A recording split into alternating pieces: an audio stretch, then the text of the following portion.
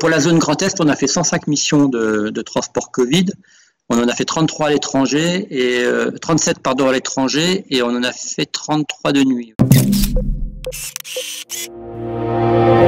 Je m'appelle Marc Capelletti, je suis mécanicien opérateur de bord à la base hélicoptère de la sécurité civile à Besançon-Lavez. Nous, notre métier, c'est de travailler dans l'urgence, c'est-à-dire que lorsqu'on nous appelle, c'est pour aller chercher quelqu'un qui est bloqué sur une paroi, qui est bloqué en montagne, qui est en train de se noyer, ou alors pour les accidents de la circulation, ou les malaises cardiaques, les AVC. Donc ça on sait faire.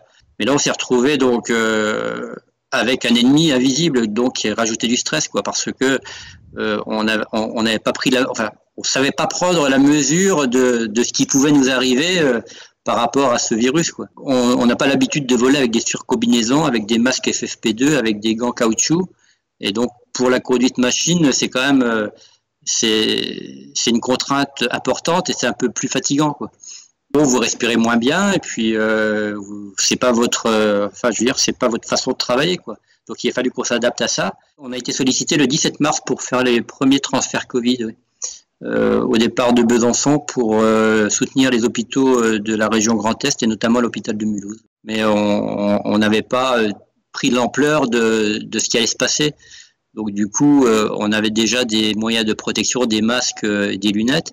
Mais en fait, on s'est rendu compte de ce qui allait se passer lorsqu'on est arrivé sur l'hôpital de Mulhouse et qu'on a vu les gens arriver dans des tenues vraiment de protection qui étaient bien différentes de ce que l'on pensait, oui.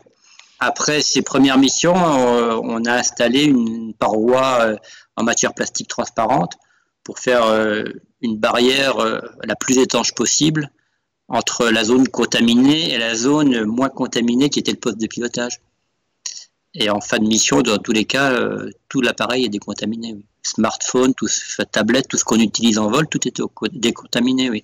Ça prend une bonne heure, voire 1h30. Oui. Au départ, c'était les hôpitaux du Grand Est, et puis très rapidement, on s'est retrouvé à faire des transferts au Luxembourg, en Allemagne, en Suisse. On a fait Trèves en Allemagne, on a fait Ulm en Allemagne, Kassel en Allemagne.